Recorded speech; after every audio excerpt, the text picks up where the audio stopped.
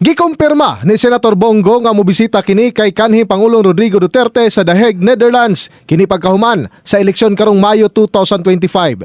Sumala pa sa maong senador nga kung ugaling dili pa makabalik sa nasod ang kanhi Pangulo una mag-eleksyon, iyang bisitahon ang kanhi Pangulo kini aron masuta ang sitwasyon niini sa kasamtangan. Din sa kasamtangan mag-focus lamang kini sa pagkampanya. Din mausab ang pahimangno ni Duterte ngadto sa mga kandidato ilawom sa iyang partido. Sabi ni Kitty sa akin, sabi ni Ies, sabi raw ni former president, magkampanya muna kayo, manalo muna kayo bago kayo bumisita sa kanya, sabi niya.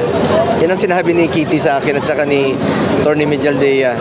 Sabi raw ni Tatay Digong, sabihin mo sa kanila, manalo muna sila bago sila bumisita sa akin. In the heart of changing lives, ako si Brigada Julius Pacot, alang sa 93.1 Brigada News FM Davao, The Music and News Authority.